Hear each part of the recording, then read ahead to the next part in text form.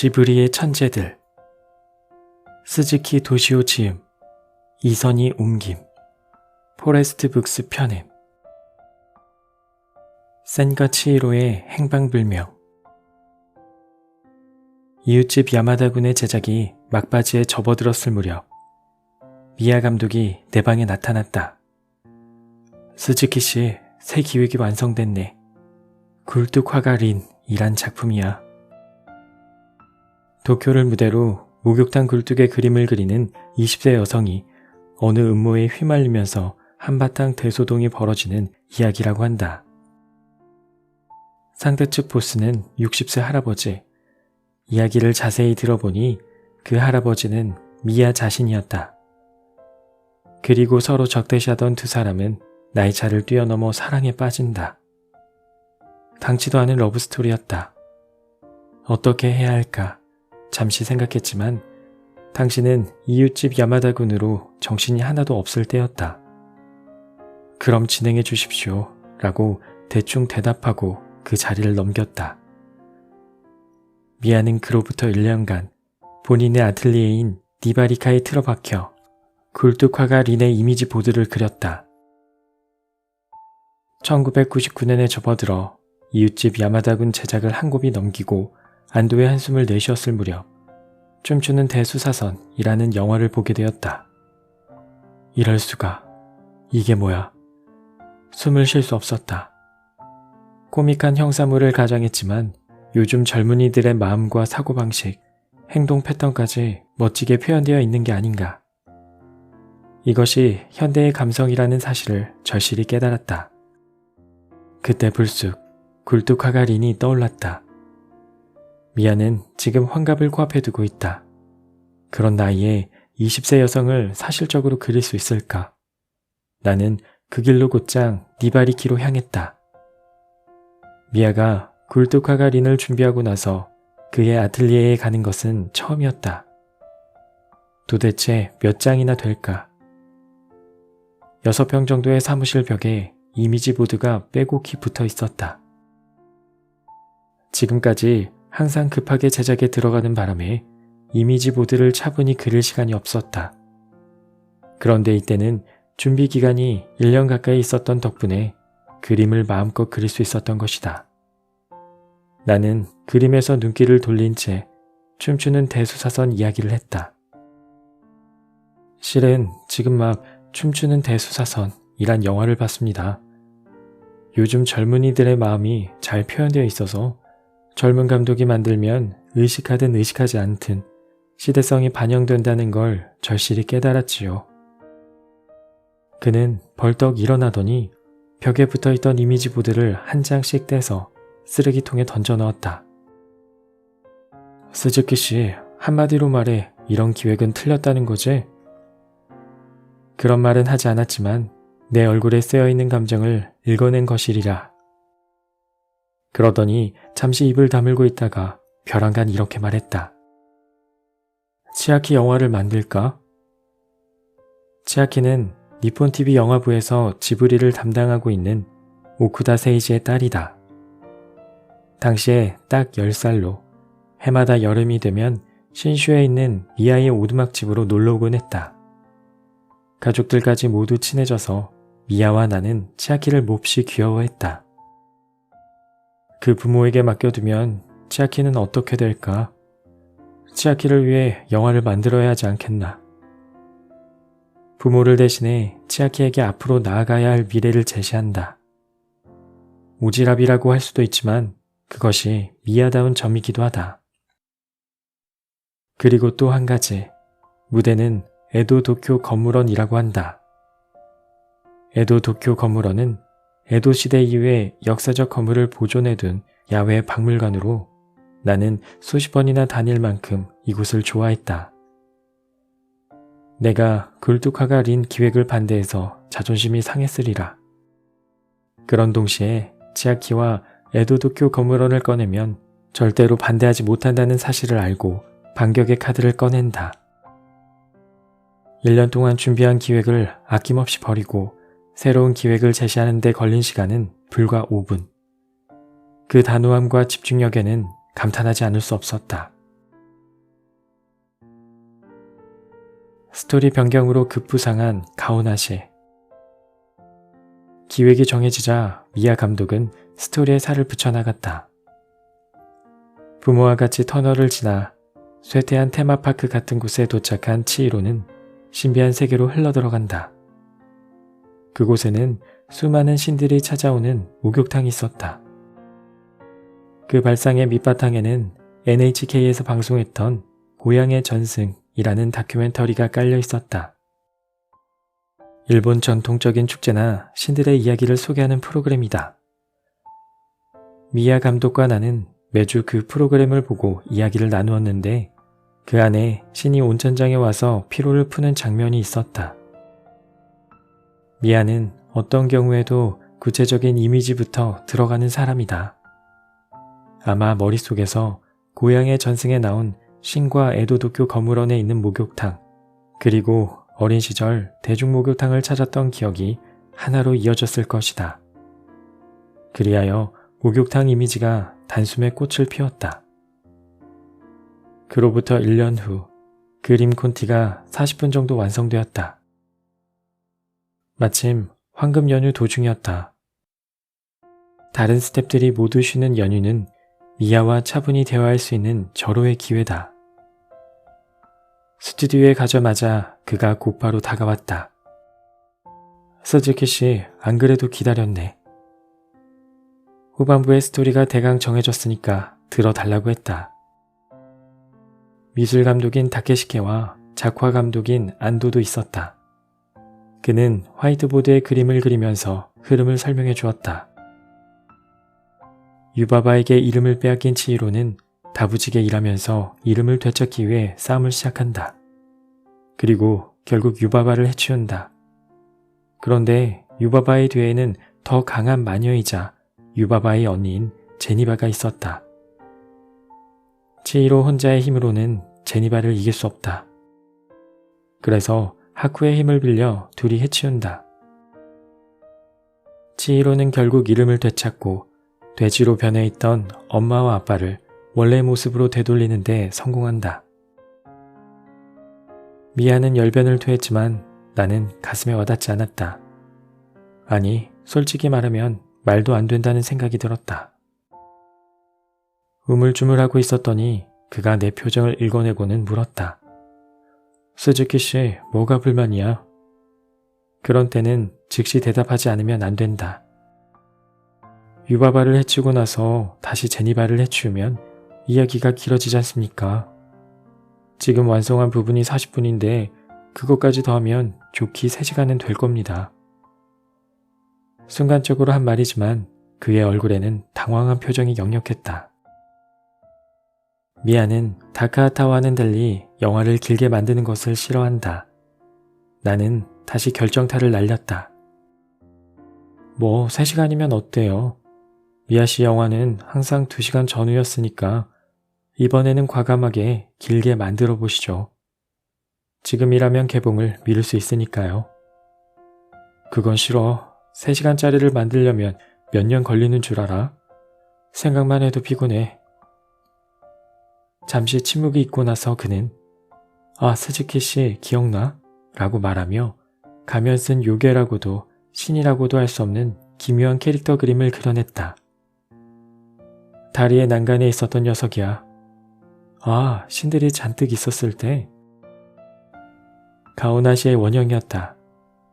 그리고 그 캐릭터가 목욕탕에서 난동을 부린다는 스토리를 거침없이 쏟아내기 시작했다. 그 사이가 불과 3분. 놀라운 집중력이다. 나의 선택은 가오나시. 그 말을 듣고 내 머릿속에서 이율배반적인 생각이 2가지 떠올랐다. 새로운 아이디어는 분명히 재미있다. 하지만 가오나시 안에서 마음의 어둠 같은 것을 보는 아이도 있지 않을까? 이 영화가 계속 의식의 밑에 자리에서 인격 형성에 영향을 미치면 어떡하지?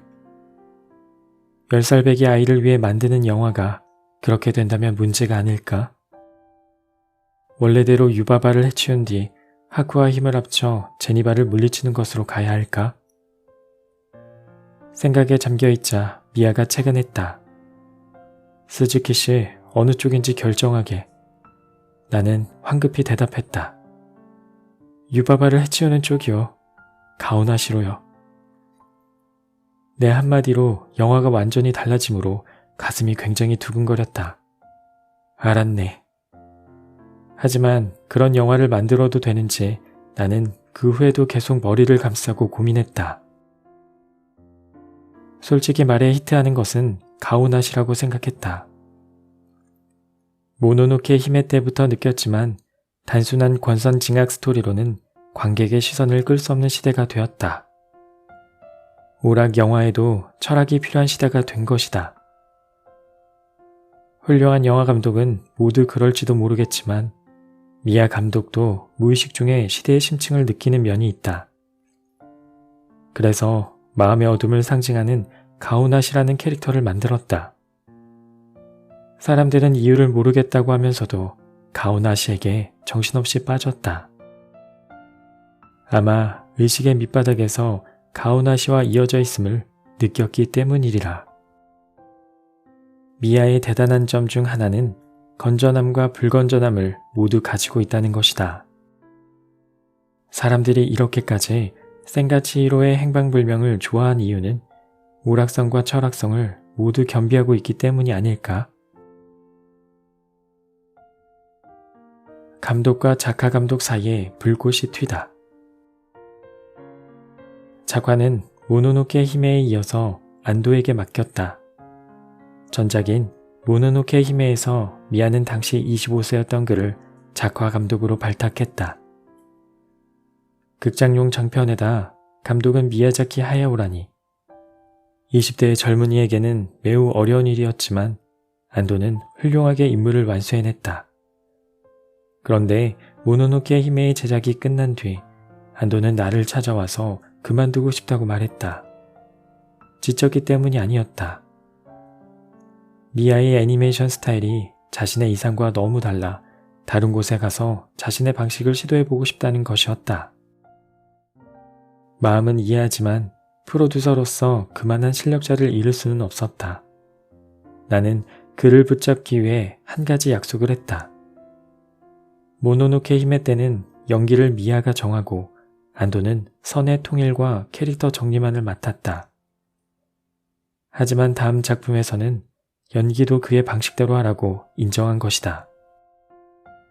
안도는 대단한 각오를 하고 센가치히로의 행방불명의 작화 작업에 들어갔다. 한편 미아도 환갑을 코앞에 둔 사람이라고 할 수 없을 만큼 원화 담당자가 올린 것을 매일 밤 12시까지 수정했다. 하지만 안도는 겨우 30이 아닌가. 체력의 차이가 있을 수밖에 없다. 안도는 미아가 집에 간 뒤에도 밤을 꼬박 새우며 아침까지 작업을 했다. 안도라는 애니메이터는 재미보다 정확도를 우선하는 타입이다. 만화와 애니메이션에서는 임팩트를 주기 위해 정확한 대생을 희생하는 일이 종종 있다. 미야 감독도 마찬가지다. 사람의 키를 바꾸기도 하고 원근법을 무시하는 경우도 있다. 그것이 미야 그림의 매력이기도 하지만 안도는 그것을 받아들일 수 없었다. 어떻게든 정확하게 그리고 싶은 것이다.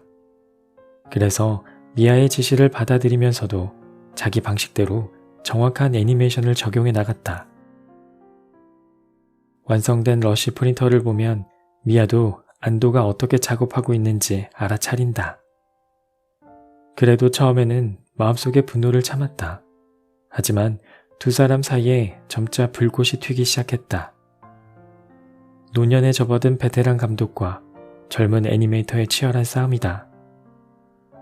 프로듀서로서는 마음이 조마조마하면서도 거모의 명승부를 보는 듯한 재미가 있었다.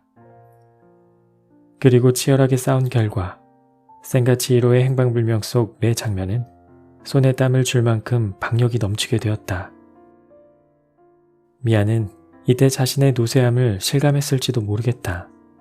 하지만 안도도 타격이 없지는 않았다.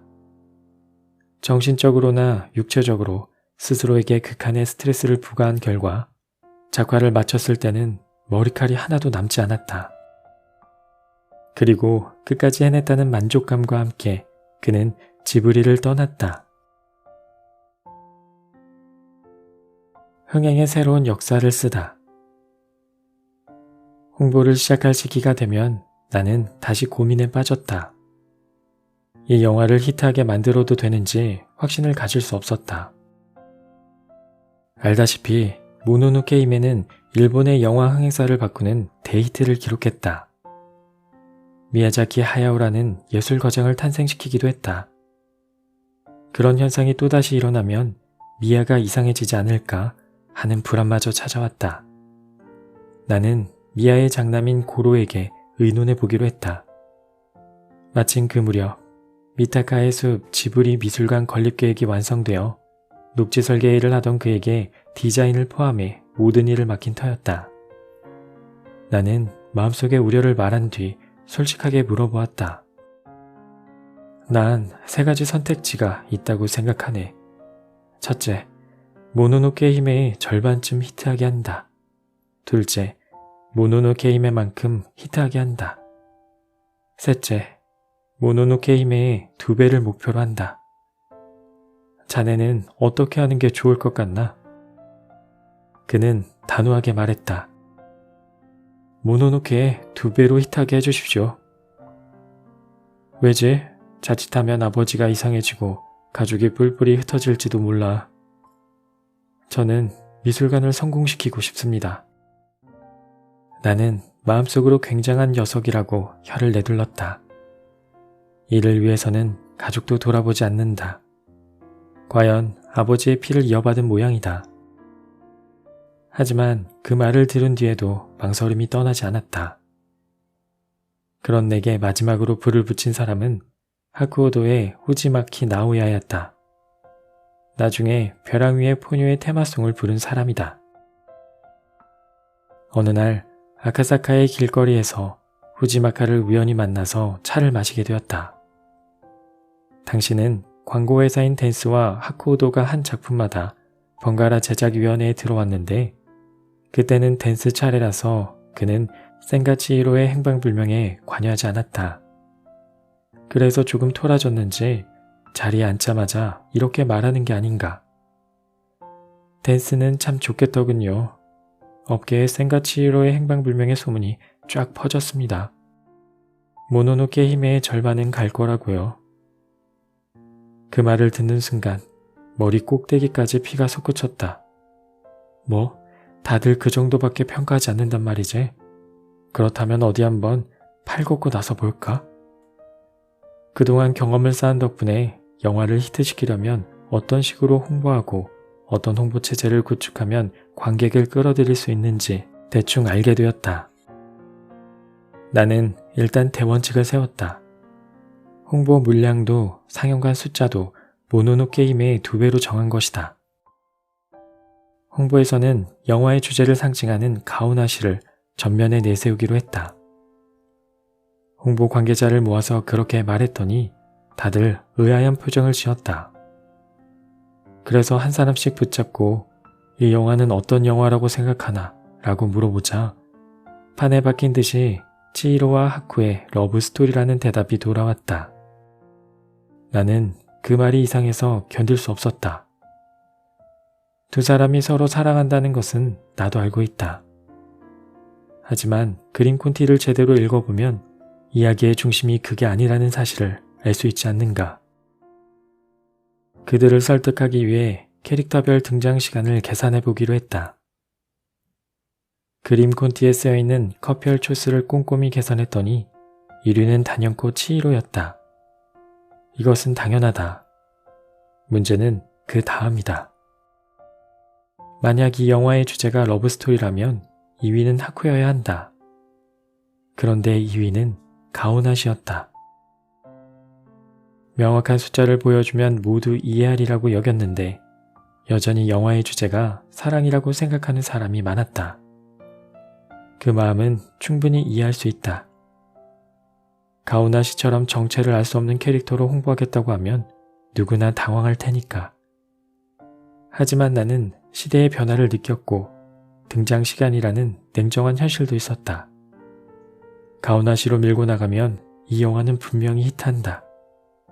심지어 관객이 너무 많이 오지 않을까 하는 걱정마저 들었다. 오만하게 들릴지도 모르겠지만 그만큼 깊은 확신이 있었던 것이다. 가오나시를 전면에 내세움으로써 홍보 카피에도 변화가 생겼다. 처음에 메인 카피는 이토이 시게사토가 써준 터널의 건너편은 이상한 마을이었습니다. 였다. 그런데 도호의 홍보 프로듀서인 이치카와 미나미가 이의를 제기했다. 정말 이 카피만으로 괜찮을까요? 이치카와의 장점은 냉정하고 침착하며 어떤 상황에서도 객관적인 시점을 잃지 않는다는 점이다. 스즈키 씨가 그러셨죠. 좋은 카피는 자기도 모르게 우연히 나와. 더구나 맨 처음에 한 말인 경우가 많지. 그런데 계속 검토하는 사이에 처음에 한 말을 잊어버리는 경우가 있어. 그런 때는 처음으로 돌아가는 게 좋아. 라고요. 이 영화를 히트하게 만들 열쇠는 철학이야. 라고도 말했습니다. 그것이 옳은 말인지 틀린 말인지는 모르겠지만 모노노케 힘의 히트 이유가 살아라 라는 카피 덕분이라면 이번에도 철학적인 말을 내세워야 하지 않을까요? 그래서 새로 서브 카피를 만들기로 했는데 그때 그가 내놓은 것이 살아가는 힘을 깨워라 라는 카피였다. 치히로와 가오나시의 비주얼에 이 카피를 넣어 홍보하기 시작하자 상상도 못한 반응이 나타났다. 광고업계는 물론이고 교육기관에서도 살아가는 힘이라는 말을 쓰기 시작한 것이다. 질과 양 모두 전대미문의 홍보를 전개하는 가운데 평소에 홍보에 관심을 보이지 않는 미아가 웬일로 내 방을 찾아왔다. 스즈키 씨, 왜 가오나시로 홍보하지? 이건 치히로와 가오나시의 이야기 아닌가요? 뭐? 그는 충격을 받은 표정을 지었다. 치히로와 하쿠 이야기잖아. 홍보 관계자뿐만 아니라 감독 자신도 알아차리지 못했다. 만드는 당사자도 알아차리지 못하는 것, 그것이 바로 영화다. 멀티플렉스 영화관의 보급이 초래한 것. 그즈음 영화 흥행 시스템도 크게 달라졌다. 멀티플렉스 영화관이 등장한 것이다. 모노노케 힘의 시절에 이미 보급되기 시작했지만 센과 치히로의 행방불명 때에 전국적으로 확대되었다. 한 관에 한 스크린이라는 옛날식 극장의 주류를 이루었던 시절, 흥행은 앞에서 이끄는 리더에 의해 정해졌다. 도우라면 사내의 흥행 전문가가 이 영화는 이 정도 히트할 것 같다 라는 예측을 세우고 도쿄의 중심 극장을 정한다. 그러면 그 규모에 연동해서 지방 극장이 정해진다. 상영 기간도 이미 계약으로 정해져 있어서 개봉하기 전부터 흥행 수입을 대략 계산할 수 있다. 공급량을 계획적으로 정한다는 면에서 보면 사회주의적인 시스템이라고 할 수 있다. 반면에 미국에서 온 워너 브라더스는 일본의 종합 소매업 회사인 마이칼과 손잡고 워너 마이칼 시네마즈를 만들어 흥행업계의 멀티플렉스 영화관과 자유경쟁 원리를 도입했다. 그로 인해 개봉과 동시에 센과 치히로의 행방불명이 멀티플렉스에 여러 스크린을 석관하는 일이 벌어졌다. 관객이 물밀듯 밀려들면서 다른 영화를 걸려고 했던 스크린도 센과 치히로의 행방불명으로 돌아서는 등 시간이 갈수록 상영관 수는 더욱 늘어났다. 지브리 사상 최대의 전국 프로모션도 효과가 있었다. 웬만한 프로모션에서는 가지 않는 작은 도시까지 찾아가 관객을 직접 만났다. 모노노케 힘에 따 얻은 경험이 효과를 발휘한 것이다. 그 결과 일본의 모든 스크린이 센과 치히로의 행방불명으로 뒤덮였다. 나중에 집계한 수치를 확인하니 개봉 첫날의 관객은 놀랍게도 42만 명이었다. 두 편을 동시에 상영했던 반딧불이의 묘와 이웃집 토토로의 4주간의 흥행이 45만 명이었는데 그에 필적할 만한 숫자를 불과 하루 만에 기록한 것이다. 급기야 센과 치히로의 행방불명은 1년의 장기 흥행 끝에 관객 2,380만 명, 흥행 수입 308억 엔이라는 믿기 힘든 기록을 만들었다. 여기에는 공과 죄의 양측 측면이 모두 깃들어 있다. 우리가 스크린을 독과점함으로써 흥행할 수 있는 다른 영화가 잠식당한 것이다. 그 사태를 무겁게 바라본 일본의 영화업계에서는 그 후로 센가치히로의 행방불명 같은 메가히트를 내지 않겠다는 분위기에 휩싸였다. 금곰상이나 아카데미상보다 모노노케 히메 때 디즈니와 제휴하면서 전 세계에 배급하기 시작했는데 센가치히로의 행방불명이 일본에서 304억 엔의 흥행 수익을 올렸다는 말을 듣고 미국의 흥행 관계자들 사이에서 큰 소동이 벌어졌다. 3억 달러는 미국에서도 굉장한 금액이다. 디즈니 재팬의 담당자는 필름을 가져가 당시 디즈니의 CEO인 마이클 아이너스에게 보여주었다. 아이너스 대표가 직접 작품을 확인하는 것은 디즈니에서 굉장한 사건이다. 근사한 시사실에 간부들이 모두 모여 긴박한 분위기에서 시사회가 시작되었다. 상영이 끝나고 디즈니 직원들이 많은 짐을 삼기며 아이너스 대표의 말을 기다렸다. 이 작품이 왜 이렇게 히트했지? 도무지 이유를 모르겠군. 솔직한 사람이라고 생각했다. 역시 미국인들은 이해하기 힘든 작품이다. 하지만 우리는 해외 성적에 일이 일비하지 않았다. 일본의 흥행에서 제작비를 회수해 다음 영화를 만들 수 있다면 그것으로 충분했다. 애초에 미아도 그렇고 나도 그렇고 세계의 높은 평가를 기대한 적은 없었다. 그래서 베를린 국제영화제에서 금곰상을 받았을 때도 아카데미상에서 장편 애니메이션 상을 수상했을 때도 기쁘기보다는 순전히 깜짝 놀랐다. 특히 아카데미상에서는 디즈니의 릴로 앤 스티치의 수상이 거의 정해져 있었다. 센가치히로의 행방불명은 노미네이트 된 것만으로도 쾌거라는 분위기였다. 당시 지브리의 니시오카 주니치 홍보부장은 라디오에 출연해 이렇게 말했다. 드디어 아카데미상 발표가 다가왔습니다. 니시오카 씨는 센가치히로의 행방불명이 받을 수 있다고 생각하십니까? 그건 힘듭니다. 절대로요. 릴로 앤 스티치가 받을 것 같습니다. 왜죠? 작품 면에서 볼 때 그쪽이 더 훌륭하기 때문이죠. 그때 나는 니시오카 부장을 붙잡고 물어봤다. 니시오카 부장, 왜 릴로 앤 스티치가 받을 것 같다고 대답했지? 릴로 앤 스티치는 정말로 훌륭한 작품이거든요. 지브리는 참 자유롭고 좋은 회사다. 나는 TV 중계로 아카데미상 시상식을 보았다. 시상자인 카메론 디아즈가 미야자키 하야오 센가치히로의 행방불명 이라고 말한 순간에는 입을 다물 수 없을 정도였다. 센가치히로의 행방불명은 그 밖에도 일일이 손꼽을 수 없을 만큼 많은 상을 받았고 그 여파는 몇 년에 걸쳐서 계속되었다. 내가 가장 기뻤던 일은 상 자체보다 열심히 노력해준 모든 관계자들이 수상을 기뻐해 주었다는 점이다. 상에 관심이 없는 미야 감독은 베를린 국제영화제에도 아카데미상에도 참석하지 않았다. 그런데 나중에 국제교류기금상을 받았을 때는 보기 드물게 시상식에 참석했다. 많은 분들이 대기실로 찾아오는 바람에 미아는 그들을 맞이하느라 정신이 없었다. 어느 순간에 사람들의 물결이 뚝 끊기면서 나와 그 단둘이 있는 에어포켓 같은 시간이 찾아왔다. 아무 소리도 들리지 않는 조용한 대기실에서 그는 혼잣말처럼 중얼거렸다. 스즈키 씨, 왜 이렇게 되었을까? 미아 씨가 열심히 했기 때문이지요. 스즈키 씨도 열심히 했잖아. 그는 혼자 공을 차지하는 것을 싫어한다.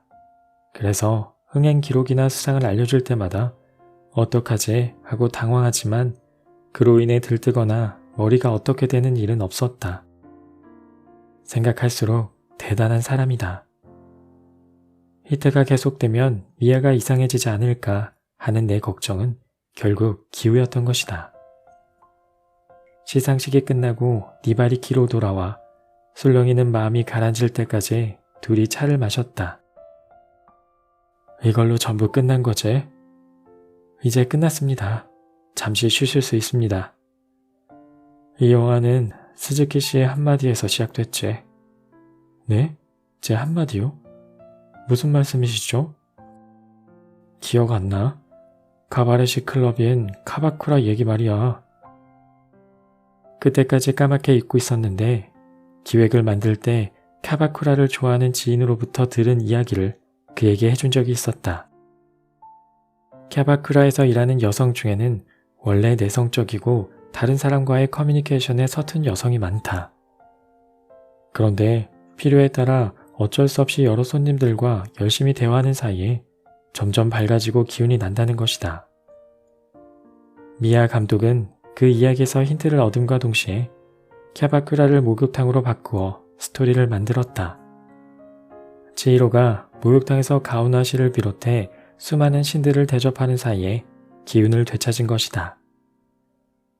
우리는 종종 기획은 반경 3m 안에서 태어난다고 말하는데 영화의 소재도 의외로 가까운 곳에서 굴러다니는 법이다. 그리고 가깝기 때문에 당연히 현대성이 깃들 수밖에 없다. 나는 그런 소재와 싸우는 것을 좋아하는데 지브리 영화가 히트하는 이유의 한 자락은 그런 곳에 있는 게 아닐까? 우리에게는 히트나 상보다 더 중요한 일이 있었다. 기획의 발단인 치아키는 이 영화를 어떻게 보았을까? 미아가 이 영화를 가장 보여주고 싶었던 사람은 바로 치아키였다. 영화가 완성되고 첫 시사회 날, 미아는 여느 때와 달리 몹시 긴장했다. 상영이 끝나고 사람들이 밖으로 나온 뒤 마지막으로 치아키가 나왔다. 미아가 조심스럽게 어땠어? 라고 묻자 치아키는 활짝 웃으며 재미있었어요 라고 대답했다. 그 한마디에 그는 물론이고 나도 위로받는 기분이 들었다. 뒤늦게 전해 들은 말이지만 집에 가서 치아키는 아버지에게 이렇게 이야기했다고 한다. 아빠, 한 가지 다른 게 있었어. 마지막 부분에 신발이 나왔잖아. 그 그림이 조금 달랐어. 언젠가 오두막집 근처의 강에서 놀았을 때 강물에 떠내려가는 치아키의 운동화를 다 같이 따라가는 사건이 있었다. 미아는 그 사건을 영화에 담았고 감수성이 예민한 치아키는 금세 그때의 일이란 사실을 직감했다. 다만 신발의 무늬가 달랐던 것이다. 사실은 세일러문 신발이었거든. 그 이야기를 들은 미아는 호탕하게 웃음을 터뜨렸다.